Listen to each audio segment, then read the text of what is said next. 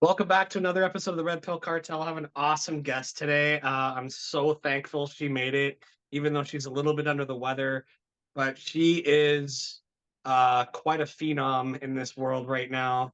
I don't know if you've heard of her or not, but this is Jennifer Murphy, former Miss Oregon 2003 and the original Neenja Did you say former Miss Oregon 2023? 2003. Oh, has it been that long? Oh my I God. was doing some research a little bit before. I didn't realize how much you did in your life, and it's amazing. Well, Davey, I'm so glad to be here. I usually wear pink, but I wore red just for you. Thank you And very much.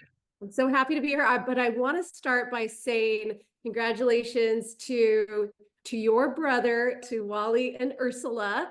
I hear that they're a newly made match made in heaven couple, and I wish you guys all the best. And yeah, so let's get into it, Davey. Awesome. Thank you. Okay. So yeah, let's go back to how, you were growing up back in Oregon, and how did you get involved with beauty pageants? I am second to the oldest of 12 kids, and we homeschooled for a lot of my school years, but I'm a really outgoing person, and I've always loved performing and very, social. And so I was looking for things to do, and we had someone come over, and she and her daughter started talking to me, and I found out she was running for a local pageant, a scholarship pageant, they call them, right? And but I thought, oh my goodness, you got to do a talent on stage and maybe win scholarship money for school and wear a beautiful dress. And I thought that sounds amazing. So I begged my parents, and they said, absolutely not. You're not wearing a swimsuit on stage. And I had to just beg and beg, please, I'll wear a one piece. And I finally talked them into it. So I joined and I competed and I became Miss Josephine County. It was like, gosh, maybe 1998 or something like that, a long time ago. But I just was over the moon, excited. I had played piano for my talent, which I wasn't that good, but I just practiced this one song over and over and just kind of went like that, tried to sound better than I was.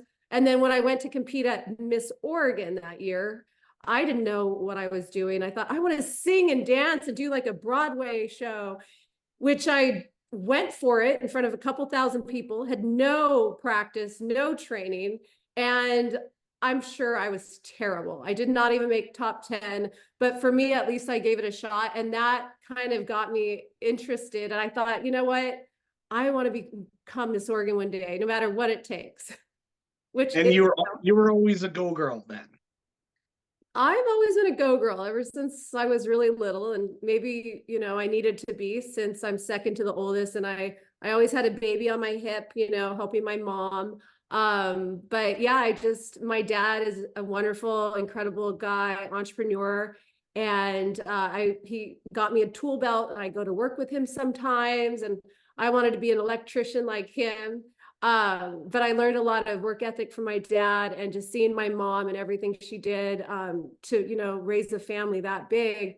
Yeah, I guess I got it ingrained in me pretty early. That's pretty awesome. What kind of things were what kind of things did you receive in like kind of offerings after you won Miss Oregon? Well, I guess it was really, it took me several times to try to win. And it was with the Miss America pageant. And I tried several times, but I made second runner up and I had thought, okay, this is it. I'm just gonna move on with my life. And then this woman was in the audience that year and she came up to me afterward and she said, hey, I'm with the other Miss Oregon Miss USA pageant. There's no talent division in that pageant. Come over to my side. It'll be a cakewalk. You'll win. I'm like, Just look hot, you'll be good. I'm like, what are you telling me? I don't have a talent? Oh my goodness. But I swallowed my pride and I did go and compete at her pageant and I won. And so I went to Miss USA in LA. It was my first time in Hollywood and I competed at it was the Kodak Theater. And I couldn't believe it. I was going to be live on NBC, and they said, oh, by the way, Donald Trump, who owned the pageant at the time, will be coming through and meeting all of you ladies before the pageant starts. Well, I was late. I had made my own dress. And so I was putting a few last beads on. My hair wasn't cooperating. So I hear last call, we're about to start live. So I grab my shoes, I'm running barefoot, and I run right into Donald Trump. And I said, oh, I'm so sorry, Mr. Trump. He said, well, who are you? I said, I'm Miss Oregon, but I'm late for a pageant. I got to run. So I took off, and he's laughing, and he's kind of like, I could tell he's sitting second row during the pageant, elbowing the guy next to him and kind of pointing at me. And I thought, is he rooting for me? I made top 15, I made top 10, and then I didn't make it past that. But Right. but I was still just stoked, right? For And sure. we're all on stage. The winner is over there with a lot of the contestants getting photos and the roses. Trump walks onto stage and comes right up to me. He says, Miss Oregon, you were my favorite, but I own the pageant. I can't get involved with the judging. And I said, well, you know what? I'm a huge fan of The Apprentice. I'm a businesswoman, so now I can still try out for your show. He said, well, here's my card. Contact me. You'd be great. I'll make sure it happens. Well, I lost his card at the after party that night. Blonde moment. Oops, I lose things a lot. That night, I also was introduced to someone who wanted me in their commercials, Zoom Whitening, Bright Smile, Dr. Dorfman. And so I made a couple of connections that night. One, I ended up being on The Apprentice with Donald Trump, had to go through all the rounds of competition with all of the 1.2 million others, but I still got on the show. The other contact turned into becoming my husband. I end up not only being in his commercials, but getting to know him. And we ended up, falling in love, or so I thought at the time. I was still young and a little naive. Huge wedding. The marriage lasted for 1 year, right? Okay, yes, you did your research. Yep, about a year. Yeah. And then I said, I'm so sorry. It's not the right fit. I live in a mansion. I thank you for all of you. But my heart was sad, and I felt lonely and depressed. And I realized you could have everything that money can buy and kind of the fame and red carpet. But if the meaningful things in life aren't there, none of it matters. So I went through a pretty deep depression, and had to finally just one day say, this isn't working. And it was tough. I had to, go through a divorce, leave. And at that time, my real estate that I had developed in Oregon, it went through the crash in 07, 08, and I lost everything all at the same time. So, but looking back, I'm glad I went through all of that, because I had to learn what it's like to lose it all and then, rebuild my confidence, my passion, and what's my purpose in life. And, I learned a lot from that whole experience. That's awesome. Did you grow up religious at all? Your family?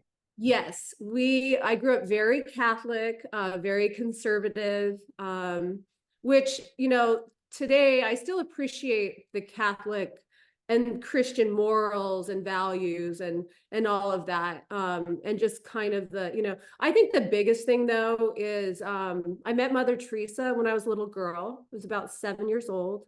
And she said, you have the love of God inside of you, and you can spread joy to a lot of people. She gave me a hug, and she was Core about my memory. size.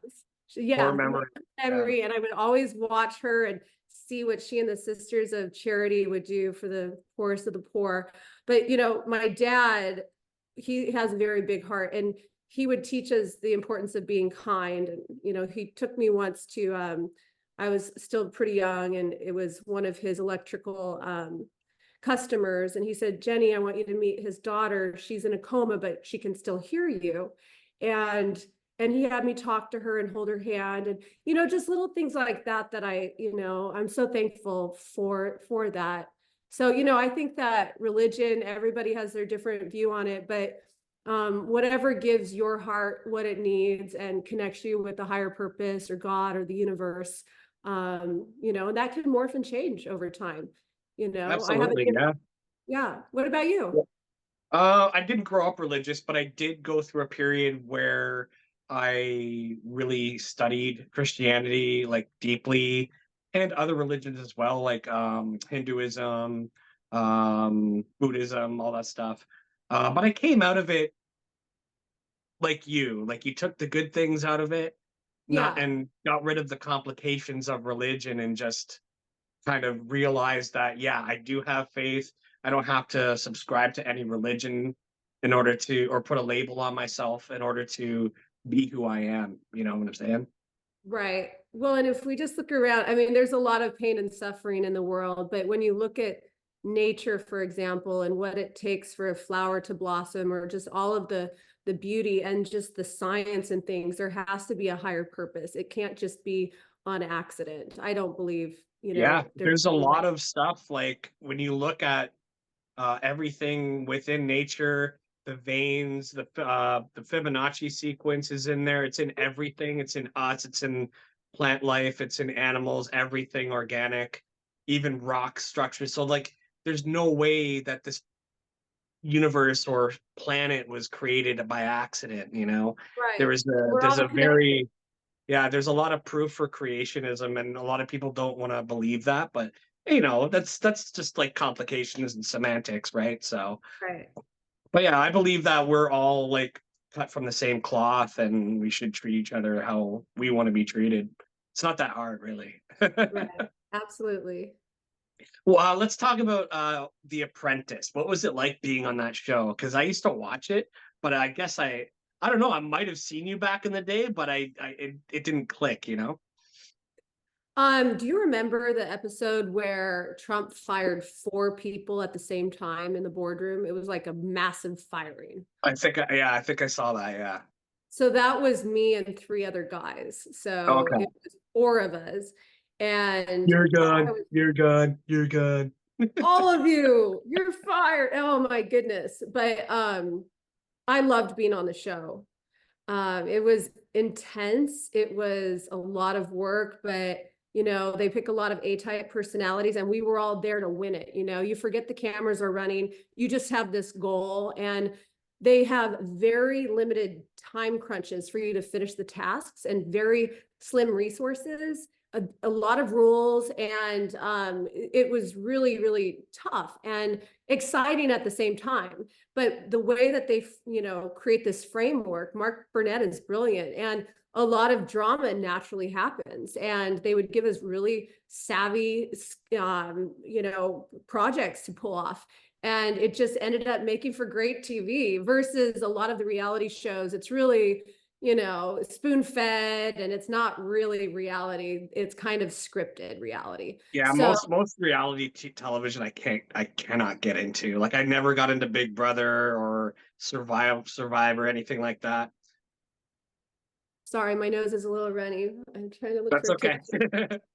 Yeah. So I loved the show. I loved, I helped with an ad marketing campaign for Lamborghini, for Dick's Sporting Goods.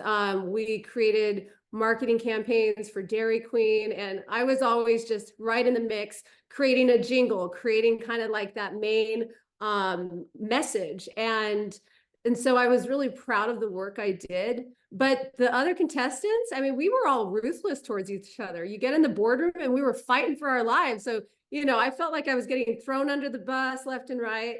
And a lot of them knew how much Donald Trump liked me, and it made them just, I had a target on me, and so Right, they were right. all kind of ganging up on me. So that was a little brutal, but it was fun and exciting. And at the end of the day, after he fired me, he called me and said, "Jen, I still want to hire you. I didn't really want to fire you, but the producers kind of made me." And he said, "But I want to give you some real amazing offers," which he did. We had several meetings, and he gave me some great offers. But at that time, I had always been in business, and I just was ready to switch into entertainment. I had always wanted to act and maybe do some hosting, and so I thought this is the right time for me to switch gears. Right on. You didn't get to meet Gene Simmons by chance, did you? That was No, later on, I think, right? that was later on. That was Celebrity Yeah. Apprentice. But Yes. see, he's kind of like you, where I'm comparing Jennifer Murphy to Gene Simmons right now, where he's Cool. first and foremost an entertainer, but Mhm. also a very, very shrewd businessman. Yes, he is. He is. And I loved him on the show. And, I loved his confidence. And he's like, you might be Trump, but I'm Gene Simmons, Yeah, for Yeah. sure. It's awesome. I've always been a huge Kiss fan too, right? So like anything that he's involved in, or any of the other band members that are involved in, I'll watch it or get into it, right? But like they always had that entertainment first, business second, but they incorporate both of them together. Right. Except for the other two original members, Ace and Peter, they were always drunk and stoned, so that's probably why they got booted, right? It's hilarious. Oh, okay. Let's get into uh Murphy's Beds. How did that come about? Well, This will tie into the yeah, infamous song that you created. yes. After I was in LA after The Apprentice, I hired a consultant, an entertainment consultant who also was a smart business savvy woman, just to kind of help me figure out some ways to maneuver in LA and just in my career overall. And she gave me this brilliant idea. I have to give Raimi credit. She said, Jennifer, what about Jennifer Murphy beds? You are from such a big family. You appreciate space saving things, right? And look at Kathy Ireland and her furniture empire. Well, there's no spokesperson for Murphy beds. And, I just think that would be a great fit. You do Jennifer Murphy beds. It can be a business backbone that you have that can then help fund other projects you want to do. And we worked on some other ideas for some shows, and I wanted to do a show called Junior Apprentice for, more like teens, where I was one of the judges. And it never That'd be came cool. through. Yeah, it would be cool. Maybe it'll still happen sometime. But I loved her concept. So I bought the domain name jennifermurphybeds.com, and I kind of tucked it in my back pocket, for the right opportunity. And then years later, after I had started Go Girl Worldwide in 2008, multimedia organization to empower girls and women, seminars, events, education, eventually a magazine, all to empower girls and women. And I started making YouTube videos. I thought, gosh, how am I going to fund Go Girl and all of these, goals and dreams I have to build this worldwide movement? And I thought, oh, Jennifer Murphy beds. I wonder if I can, make that happen. And at that same time, I was doing some video production for some home improvement type companies. And one of them, they were walking into the office where I was working, and they said, oh, yeah, we do Murphy beds. I'm like, you do? Guess what? I'm Jennifer Murphy. Oh What's your my brand? God. Well, our brand is Wall Beds and More. And I was like, that's so boring. You Yeah, it need is me. boring. Yeah. So I go, guys, why don't we team up? I'll be your marketing, I'll be your spokesperson, and you can pay me commission on, business I help make happen. And they loved the idea. So we started working together. I signed contracts and I started creating marketing, website, social media, video concepts, ideas to help make marketing go viral, as well as other more traditional marketing ideas. And we were going to turn 23 locations of Wall Beds and More into Jennifer Murphy bed galleries. So it was a pretty big deal. And I thought, this is it. This is finally going to be a way where I can truly fund all of my dreams and goals. So after about a year of just all in on this, I still had a couple of video marketing clients on the side, and one of them asked me to create a video to help them launch their new coming app. And they said, by the way, would you make it like there's a villain, and as Go Girl, you're trying to save the day, and really dramatic. And my friend Peter had recently said, hey, would you put me into one of your videos? I impersonate Mr. Chow off The Hangover. And he looks like him, he sounds like him. And so I was like, yeah, that'd be, maybe you're a ninja trying to sabotage, and I in order to combat you, become a ninja. So I start creating this concept. And then the company that had hired me said, hey, we've decided to just go business to business, not to consumer. We actually don't need that video anymore. And I was like, I loved it. It was so fun. Yeah, So I yeah. thought, well, what if I make a song, put all my ideas into a song and tie it in with Murphy beds and come out with a music video where the first thing that happens is I roll out of my Murphy bed and I shut my Murphy bed. So I wrote the song and told my partners, I said, when we launch Jennifer Murphy Bed's gallery, I want to do a pink carpet party event and I want to perform my new song. Why not? And so I sang it for them and they're like, but what does that have to do with Murphy Beds? I said, did you not hear the first line of the song? And they're like, oh, okay. So, and I said, well, guys, my friends all know my YouTube character. You know, they'll get my humor. It's supposed to be Hmm. a little cringe. And my blonde character thinks part of becoming a ninja is to sound like one.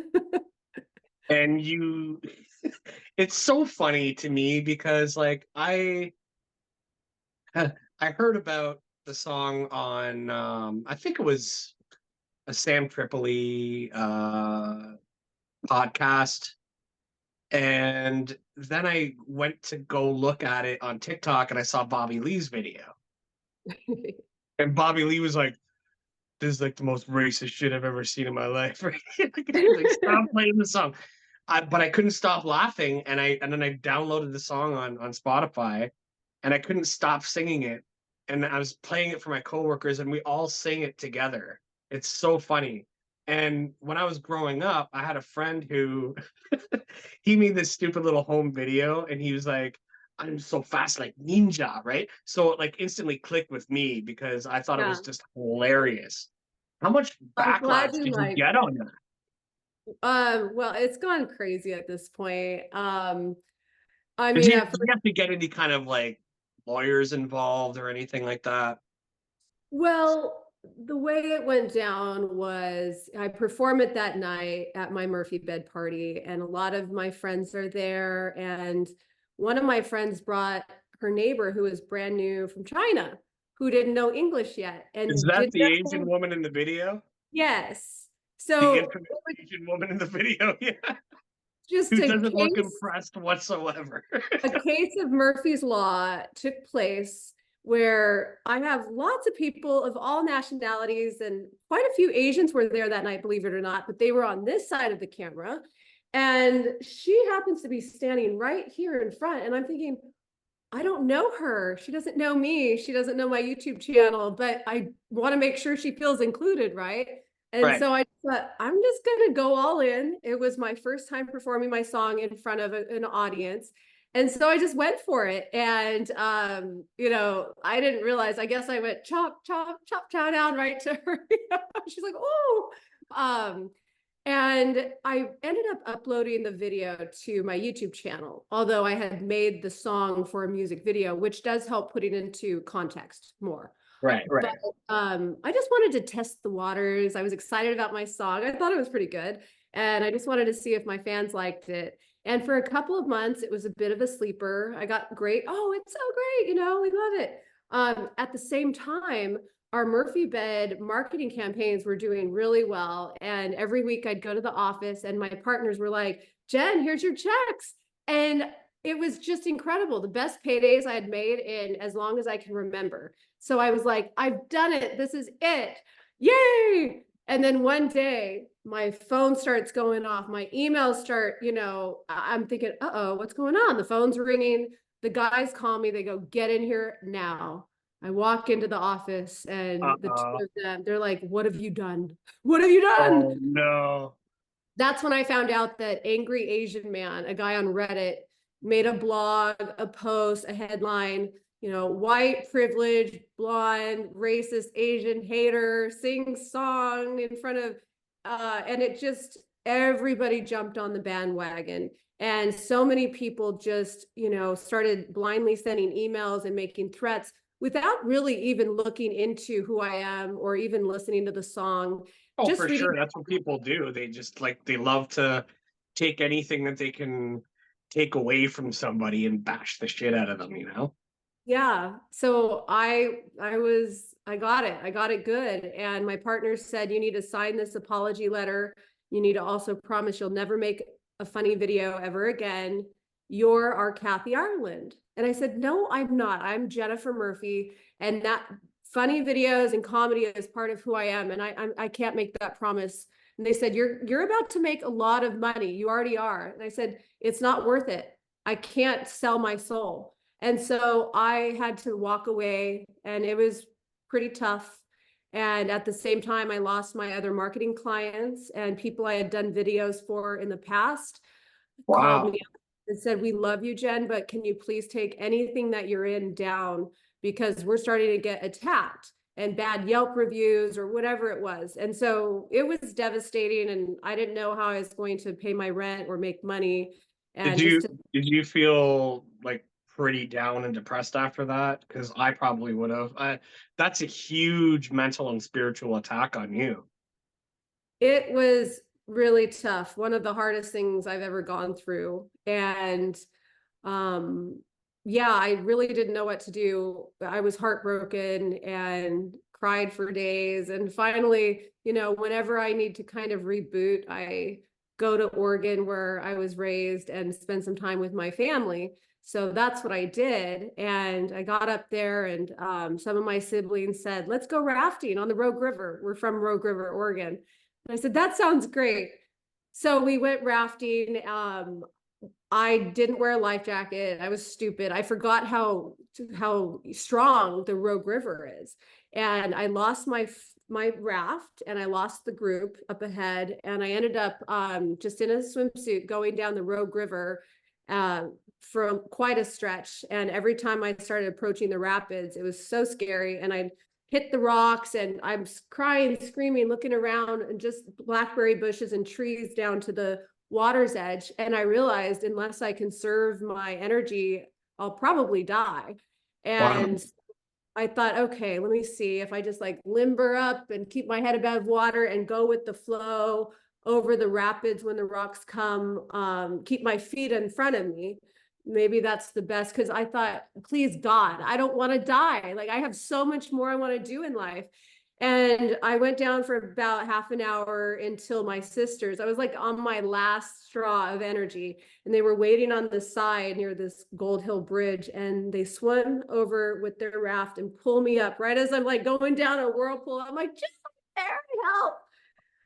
They pull me over and get me onto dry land, and my sister walks me up the rocky cliff and sits me down and pulls out a joint, and she's like, smoke this. And I go, I almost died and you have a dry joint. How'd that happen? Hell yeah, let's celebrate. You didn't die. And yeah, she's like, now tell me, what did the rocks whisper to you as you gently grazed over them? And it just came out of me. They said, you'll be okay. Go with the flow. And she's like, that's it. And then we walk up the rest of the way on the cliffs, and there's right across the country road, there was a little farmhouse and a banjo, little band playing, and people sitting there enjoying it. And we just start dancing, my sisters and I, dancing and cartwheels and in our swimsuits. I was just so happy to be alive. I felt like a kid again, and nothing else mattered at that moment. And that night, late at night, I'm laying in bed and super sore, bruised all over. And I Googled deaths on the Rogue River. And turns out there was a woman 5 days prior who had died in that same stretch that I had just Wow. gone through. And I realized how lucky I was. And I was just like, okay, thank you, God. I'm all in, like whatever is meant to happen now. And I'm going to go with the flow. I'm going to stop feeling like a victim. This maybe happened for a reason. So I came back to California with just new zest, a new outlook, rather than fighting what was going on. I was like, all right, I've got a controversy tab on my Wikipedia page. Great. Everybody's calling me a racist. Great. Like, Yeah. whatever, I'm not. But Fucking own that shit and roll with it, right? yeah, I was like, I'm a Like don't badass don't now. buy into the cancel culture shit. Just roll with it. So yeah, exactly. So that's what I started to do. And I ended up meeting someone who had a ton of Asian employees and locations for their company in China. And he said, my people, they all love your song. Come with me to China. Hey, why don't you make your music video? I'll help you with that. And so I had this opportunity to make my music video. And then other amazing things happened since that. And I just kind of, instead of, fighting it, I doubled down. I ended up tripling down more recently with my movie coming out soon. And so, and the haters made it famous. Like they got the snowball going. And then it turns out most people love my song. Asians, except for a few of them, really love my song. So, it That's worked out. how ironic is that, where an Asian man started that blog and triggered all these haters to come out of the woodwork against you. And now You all know, the Asians love you. well, if you read his full article, he was kind of doing, is it called clickbait or something? At the end of his article, he said, I don't think it's racist, but I just thought it was a cool topic to talk about. He didn't even think it was racist, yet his title and enough of what he said triggered enough people. And most of the people he triggered weren't even Asian. They were just being offended on behalf of Asians because Right, they were right. these Which social is a warrior. totally it's a totally ass backwards thing that's going on in society right now, where people are getting offended of somebody else saying something about another race. It's like, but dude, you're white. It's like, what do you care? Right. And Why are you so offended on their behalf? Like, they and like the jokes that we say, you know? And here I'm actually trying to be a ninja because I think they're so amazing. Like I'm actually giving homage to ninjas and Asian culture. And at the time, I thought it was kind of funny to take chow down to Chinatown. It rhymed. And I did think, wait, I think ninjas are from Japan, but that's kind of funny that the blonde thinks they're from China. But what's interesting is I finally found out that ninjas actually did originate in China. And eventually, Japanese culture started bringing it over, like they've done with a Yes. lot of ancient Chinese history. And Yeah. so we'll be weaving that message into my movie and as well as other interesting things about Asian culture. Now, should we all automatically know everything about every race, every culture and history? And if we get the lyrics wrong in a song, does that justify being pummeled and being canceled and losing your income? And it's just ridiculous. I'm sick of the cancel mob. I've had it. And I decided to take the power into my own hands and outsmart them. And so that's what I'm doing these days. So I love them, but I'm not going to let them trample over me anymore. Yeah, for sure. Like you're like the epitome of the ninja who is fighting against the powers that be, because it is the powers that be that have created this cancel culture. So you're Yes. fighting back against that. And that's why I'm a big fan of your work. And the movie is that's not out yet, right? No, it's getting Okay, so close. I'm looking forward to that. It's going to be epic. And like you were saying, I like what you said. It's really the powers that be that want us to conflict with each other. I think most people, if we just met each other on the street, we would be loving and kind to each other.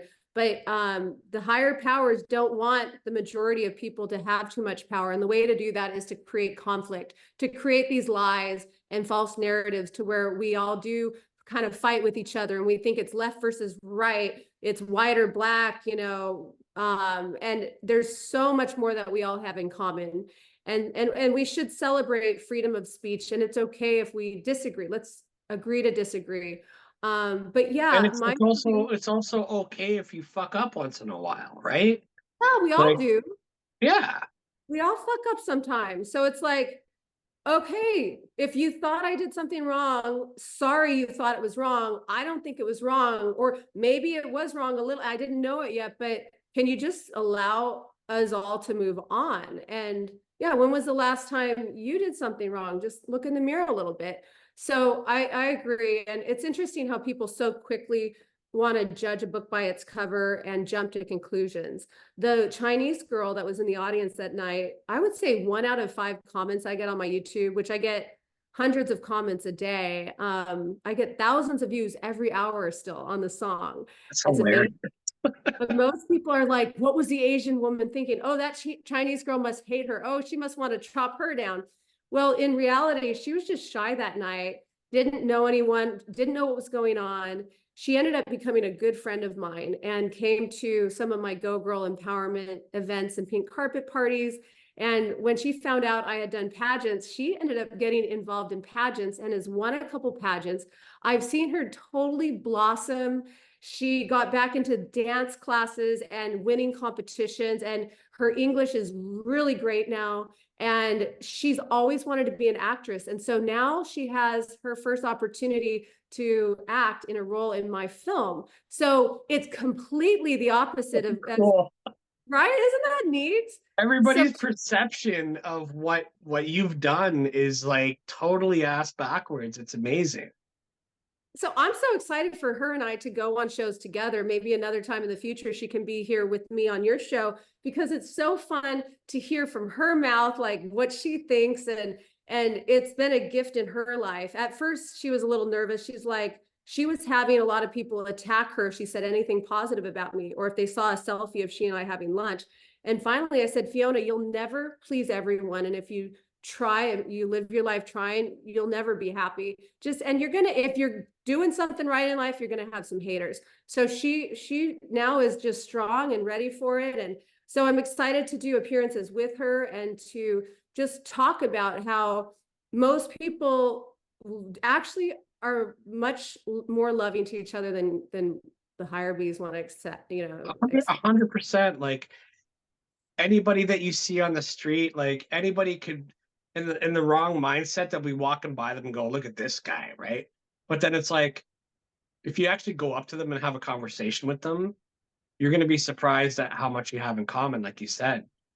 You Well, and know, we're even all, homeless people, for example, like, you know, some of them look strung out, you know, they're probably on drugs or whatever, but even still, you have this common humanity, this human spirit within that you can relate to them on some kind of level, right? And I don't yeah, think a lot of people really dig into that kind of mindset. absolutely. I totally agree with you. I was just in Sundance Film Festival, and I met so many amazing people there, and some of the most humble and like people that you wouldn't expect. You know, they're just maybe in a very simple outfit and a hat, and but then you start talking to them, you find out some of the incredible movies and documentaries they've made, and you know, you just never know who you're going to meet, and or what they've gone through, what somebody's currently going through. Sure. Like you can look at the most famous person, like think of your like let's say your most idolized celebrity. I often think about what are they doing right this minute? You know what I mean? Mm.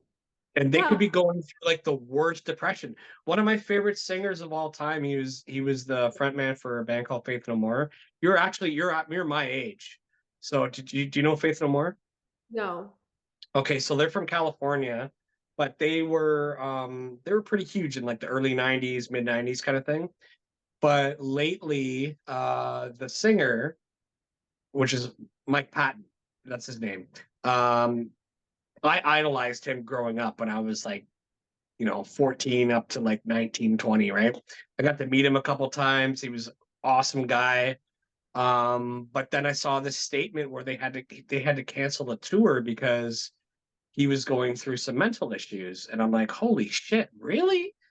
My God is going Wow. through mental issues, right? Wow. But that's the Yeah. thing, like we're all human, right? So Right. he was having a struggle with the COVID narrative and, you know, complying and this and that. And he was kind of sketched out about catching the disease. And Mm. so he didn't want to go on tour. And, you know, he's kind of shutting himself in. So it's just Mm. amazing to me how, like, the most idolized person or godlike person could be human, you know? Yeah. Right. Yeah. It helps put things into perspective for sure. For sure, yeah. So is there a tentative release date for I Want to Be Ninja the movie? There is, and it's been a little bit of a moving target only because it's my first feature film. And I thought I knew what I was doing. I thought, well, this will be like stringing together a bunch of YouTube videos. Oh, it's way harder than that. You film so many things all in different orders, and it's like it's huge puzzle that you have to piece together. And then for me, I kept wanting to make it better, and I thought of new elements, like what if there's a comic book element and the boy buys the comic book, and as he turns the pages come to life, and then Uh, you're kind of experiencing part of the movie through the boy's imagination. So, and then I think I met someone who's an award-winning composer. They're calling him the next John Williams, and he's so talented, and he had this window of time. His name is George Tomb, George with an S at the end, and then Tomb. He's in Monaco. And I ended up having him come on board to compose the entire movie, except for my classic Ninja song, which is, of course, in the movie. But he scored the entire movie. And we have a 65-person orchestra in Budapest, all original scores, original themes. This is like Star Wars level music for my silly comedy, but it just keeps evolving. And then I've brought on one additional kind of layer where I met Sunny Zhao. He is an internationally acclaimed cinematographer, director, editor. And he said, Jen, I love your movie and the concept where you're going with this. But he said, you don't really share much of your backstory of why you became Go Girl and why you want to be a ninja. And he goes, I think we need to add this additional layer where you're almost like looking down on your life and telling your story. And so it's like there's a movie in the movie. And I thought, you know what? I love it. I love his ideas. And he's like, bring in some Kill Bill parody scenes. Like, Fiona, the Chinese girl, can be Lucy Liu, and you're Uma, and you're sword fighting, and you think she's gonna finish you. And he's like, let's do it epic. So I said, all right, let me just raise some more money, no biggie.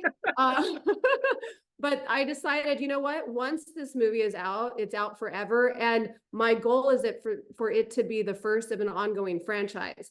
And since my song has over 1 billion views at this point on TikTok and tens of millions on YouTube on the different channels and videos that use my song. I mean, it's so globally famous, and it really is such a big part of me and my story at this point that I just don't want to half-ass it. And so I'm really thankful for any of my fans that have been patient. And some of you have pre-ordered the movie several months ago, expecting for it to come out sooner. Thank you for your patience. It is coming by the end of March, if not first week of April, like the latest. We're really close. And I am doing right now a special on pre-orders where if you pre-order the movie for $9.99, you get the digital comic book for free. So that's kind of fun. And there's other merch on my website at iwanttobeeninja.com.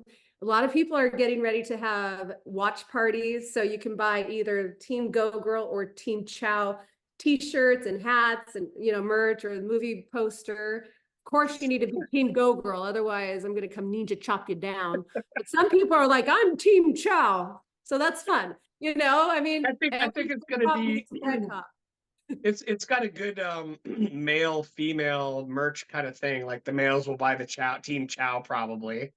Yeah. And then the females, right, they'll be the Go Girls, right? Yeah. So or we'll see what happens. I mean, some of the guys like to wear Go Girl and pink and stuff like that. Real men wear pink. But we also have merch that says chop, chop, chop, shout out, and lyrics of the song, or I want to be Neenja. And more merch, we're always designing more merch to come out. And we've got some fun things with the comic book elements and designs. And I'm always, I love cute products and stuff. So I wish you could see my whole, got my magazine covers on the wall over there. Wow, that's beautiful. Will be showcased in the movie. My telephone booth, this is actually in the movie, and that's where I go to change out of business outfit to boom, be superhero ready to run off on my mission. And this was specially built for me for the movie. A lot of wonderful friends have helped me pull this all off. And I definitely lost a lot of fingernails doing a lot of the set design and hammering and things myself. Pawn shops and Goodwills and filling my car. I had to take my convertible top down and pile it up with stuff. And you know, it's been fun, and I can't wait to also do like the making of the movie because it's been quite a fiasco. That's so awesome. Are you doing stunt work in it yourself? I am, yes. There's quite a few scenes that have stunts in them. And yeah, a lot of people in the movie. We've got Higa Machado, world-renowned jiu-jitsu champion. Lock Main, he's a award-renowned acrobat. We have Andy Cheng, who will be choreographing some scenes, like Fiona and I doing the sword fight scene. He is Jackie Chan's stunt double. Jackie Chan once saved his life on set when he was doing a. Wow. So we have some incredible people. Yeah, it's kind of grown from my little, you know, YouTube movie dream to something bigger than I ever imagined. Yeah, like this, like, but it's your whole life. Like your whole life is like literally flashing before your eyes, and you're just rolling with all the punches and bringing everything into fruition. You're a dreamer and you're a go-getter, and it's amazing to see it happen. It's so awesome. That's what a go girl does, and that's what a true ninja does. And at the end of the movie, you'll learn what the word ninja means in Chinese. But I do hope that the movie inspires everyone to dig deep for their own superpowers and their own ninja, just like, you know, endurance and just sometimes you just have to go with the flow, but still know where you want to go in life. Have your ambitions, never give up, never let others just completely steal your joy or trample you. And you know, and also don't be afraid to reach out for support when you need it. And yeah, I just hope it inspires people to just go for it in life and to also make your dreams happen. I've always wanted to make a movie, and I ended up turning lemons into lemonade with this. So maybe look for the silver lining. Try and remember what you used to want to do when you were a kid, or dreams that maybe you gave up on years ago. Maybe they're still possible. You just have to find a different, you know, a different angle. For sure. I mean, like my coworkers, like I told them like I'm getting Jennifer Murphy on my podcast. And they're like, "Are you fucking kidding me?" You know, 'cause people know you, right? And it's like, holy shit! Like I was like, yeah, I just took a shot in the dark and messaged her, and she replied Yeah. pretty much instantly, and here we are doing it, If you right? don't So ask, you don't get. that's it. The worst thing you can get is a no or an like an ignore, right? Like, Yeah. you know, And so it's, take you a know, shot in the dark. it's a numbers game, right? I mean, maybe I grew up doing sales, and it was for every 10 no's, I'm going to be that much closer to a yes. So if you look at it like that, a no is a good thing because you're that much closer to the yes. That's a beautiful thing too. You have this like perfect, I wouldn't say perfect, but yeah, perfect mindset of, you know, shaping and molding your life how you want it. And that's what I totally saw that right away. Like I'm like, dude, this girl is like probably getting so much hate right now, but she's living her dream, you know? And that's why I wanted you on, because this is what my show is all about. It's getting people. In the past it was more about conspiracy theories, paranormal stuff like that. Still is, but I want to get more people on like you, where they can tell people like your dreams are possible without selling your soul, because a lot of people that listen to my show have spiritual integrity, and they see a lot of the evils and atrocities that are going on in the world. And I think a lot of people, they shut down because of that. They don't want to follow their dreams and pursue their desires. But the fact remains is that if you have faith in a higher power and yourself, you can make big things happen and make big waves out in the vast ocean of consciousness. Absolutely. And it can start with just a small ripple. You know, I mean, look at Yep. what throwing a tiny little pebble into a pond will do. So you might think what you want to do isn't that big, but it could end up having a huge impact in the lives of others. And so just, I like what you said when we first were chatting before you even started recording, but you said, you know, you've started this kind of just small and on your iPhone or your phone, and that it's going to grow. But I love that you started it, and that's where it all begins. And then it can always grow. If you wait until it's perfect, it may never happen. So you can learn and grow over time and, you know, fail forward. So I just, you know, encourage anybody out there, just get started. It's okay if it's not perfect yet, and just get started somewhere. I didn't know how to make a movie. I have never done, like, surprisingly, I've never really written a business plan before. I just kind of bootstrapped it with my Go Girl organization. And so when I realized I needed investors for my movie, I sat down and I just went for it. I looked up a few things online about how to make a business plan. And then I just created this whole presentation, and I showed a few people, and they said, "This is awesome. It's not perfect, but tweak this, do this, but this is amazing." And You it get help worked. along the way. Like people get on your same wavelength, and then opportunities come, people come into your life, and it's all for a purpose, right? And there's a lot of great people that are, oh, they want to help others. They've already made it, right? And so when someone comes to them and says, "Hey, can you help me? Can you give me advice?" They actually love doing that. So you're not putting them out. You're giving them an opportunity to pay it forward, to pay back, and you're giving them, in a sense, a gift. So everybody wins. And if they say, "No, I don't want to help you," that's fine. Keep looking for the person that Yeah, does. for sure. Yeah. There's always going to be somebody that's going to be on board with your dreams too, right? It's another that's another thing though. Like you got to really watch out for the wolves in sheep's clothing in this kind of thing, right? Like you can't sell your integrity, you can't sell your soul. So you got to watch for the people that are like wanting to take advantage of this too, right? Yeah, Have you definitely. had any encounters with that? Yes, I have. I had a couple of people early on basically want to take over my creative control over my project, and maybe some greed kind of stepped in, and I had to go, oh boy, no, no, no, this is not what I want.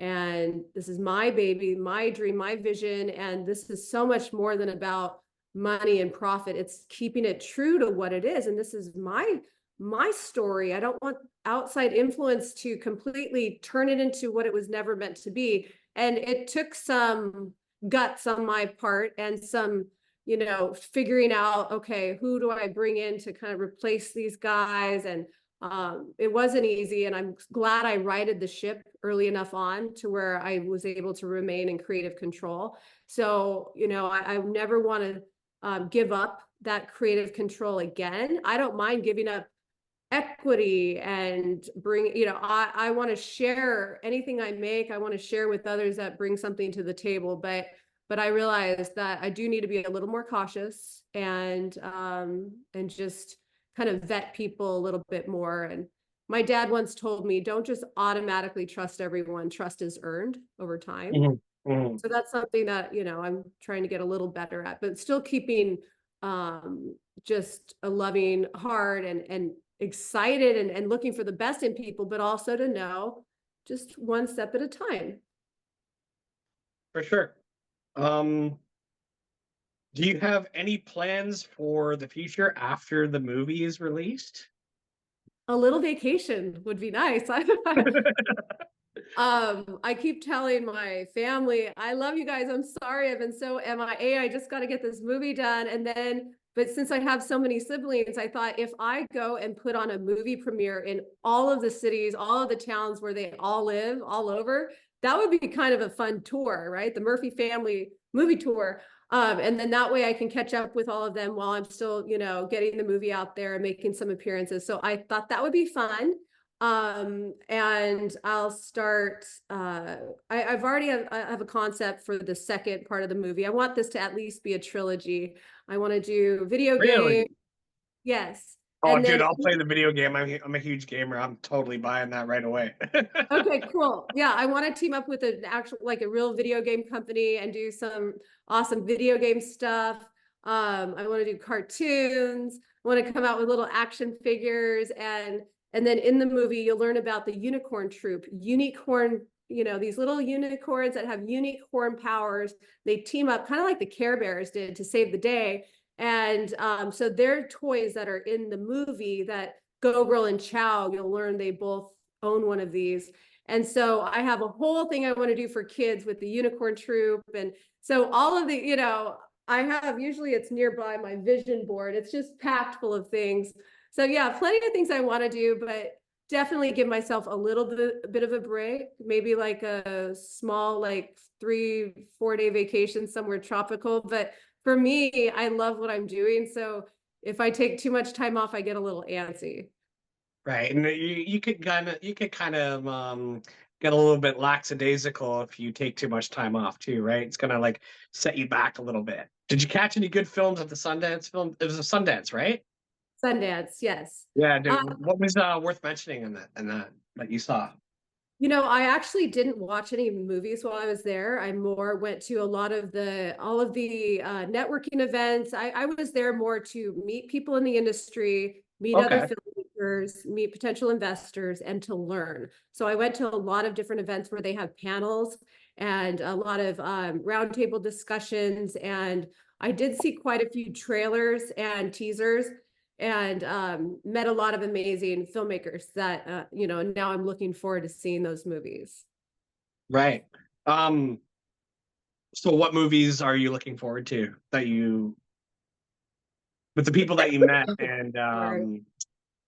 the people that you met and the films that they made? What are you looking forward to? Well, there was this one panel where there were 5 different filmmakers, and one of them is doing a movie about skateboarding and how skateboarders all around the world have this connection and they have this real authenticity about them. And I can't remember what the name of it is called, but Tony Hawk is the kind of like the leading role in this documentary, and it looked really fun and something very unifying for people. There was another documentary teaser trailer that they showed called Elephant Orphans. And no, what was it called? Orphans. I'll have to let you know, and then you can put it in the notes. But it was about orphans globally and orphanages, and how most people don't know that 80% of orphans still have at least one parent alive, and how the real problem is poverty and these parents not thinking they have the means to support their children, which normally they don't. That's why they're putting them in orphanages. But instead of the children being brought up in a family situation, they're brought up in a very tough environment, and they long for their parents, and some of them find out their parent is still alive. They beg to go home. The amount of money spent on an orphan is 5 times the amount that it would cost to help this family in need be able to take care of their child still at home. So Wow. just the awareness that they're bringing, and you see this documentary through the lives of some of these actual orphans who they help arrange for them to go back home. And I just was like bawling my eyes out. And I thought it was really beautiful to see something so moving, but also they're like, look, we're on this mission where by 2040, we want to help reduce the number of orphans by by 50%. And we're on track to do that. And to see people that not only showcase something real happening out there, but they have action plans. That was neat to see. There was another movie called Homestead that looks really good, and it's produced by Angel Studios. And they talk about how their film, it's like an Armageddon kind of film, like the world's coming to an end and what are humans going to do?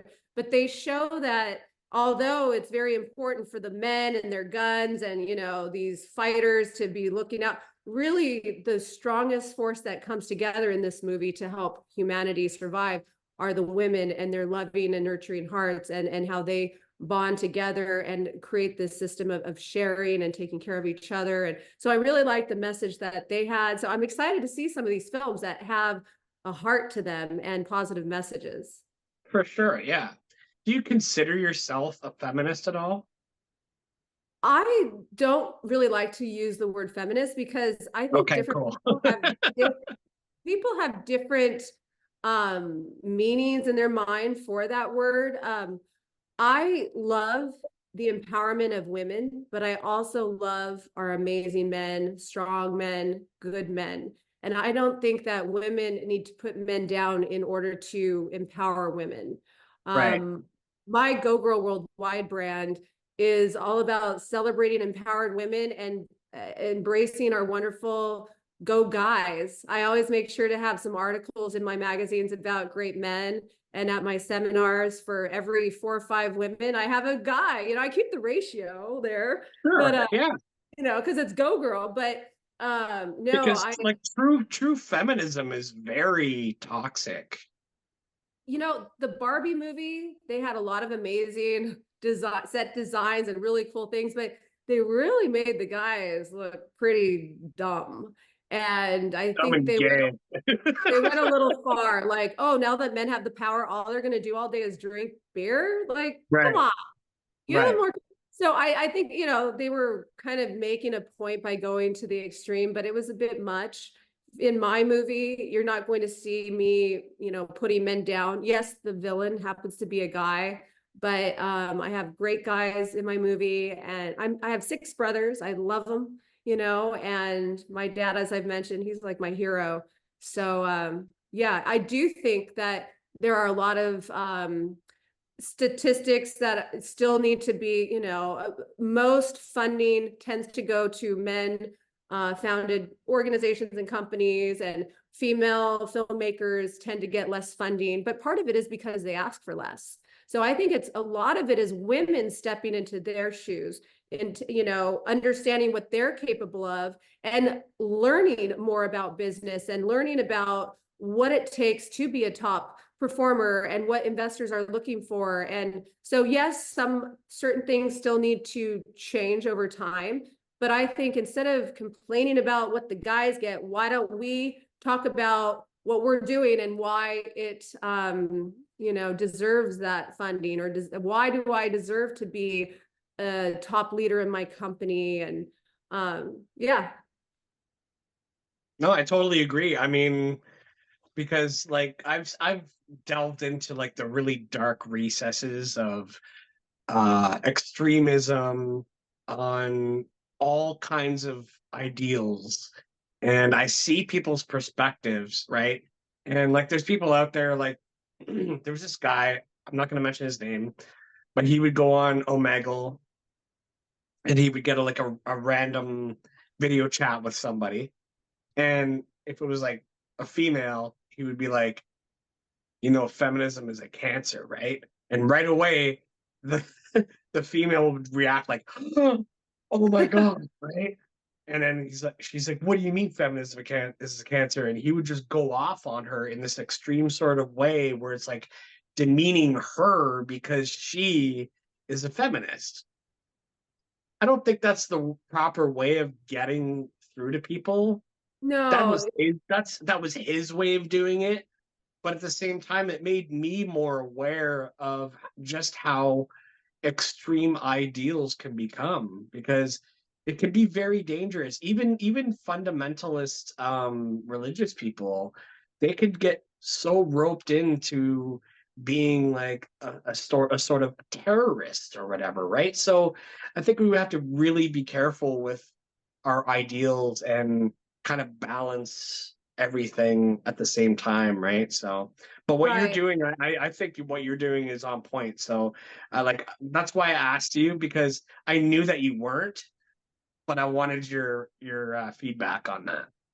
Well, when I was at Sundance and I met some of these other female filmmakers in this group, and they were talking about, oh, it's so important for us to be feminist, true, and to put it out there. And I was just kind of standing there. But at one point in the conversation, I'm thinking, do they even know what that word means exactly. You know, a lot of people throw around words that maybe they don't mean it 100%. And I said, you know, I love the empowerment of women. I also love our great guys too, don't you?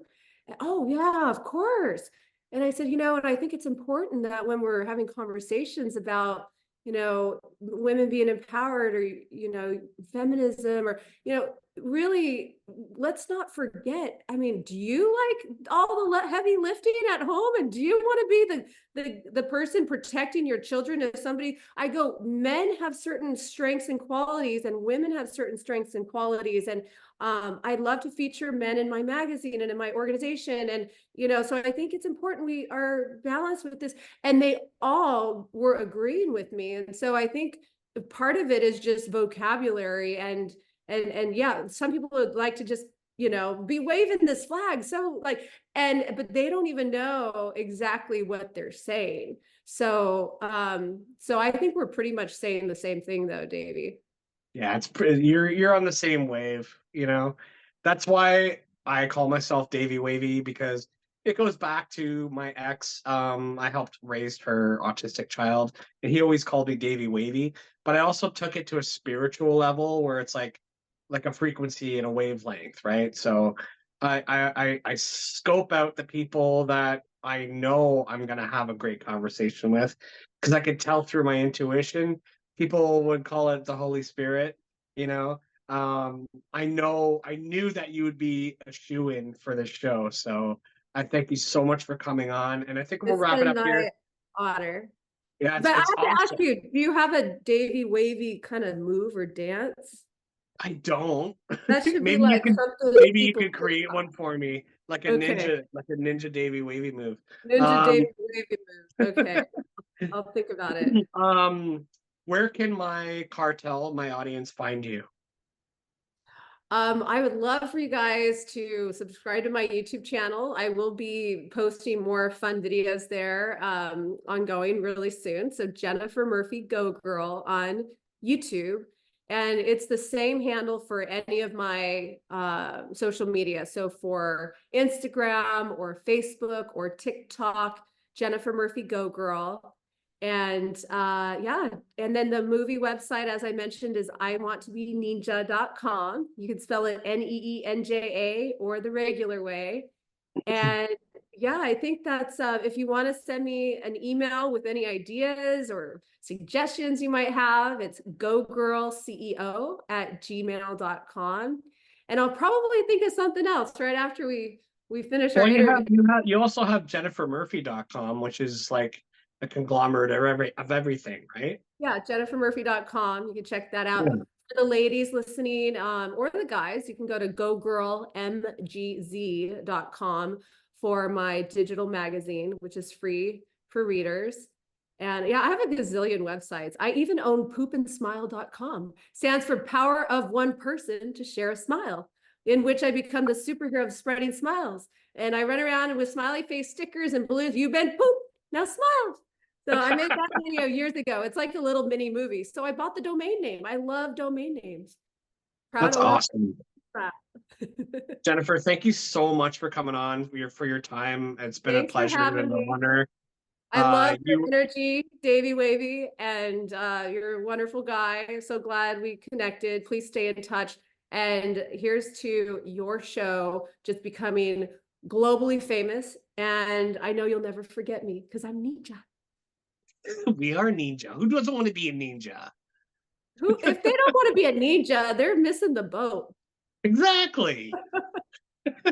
Thank you so much, dear, and we'll keep in touch. And you have an awesome night. Thank you, Dave. You too. Bye. Thanks for having me. Thank you.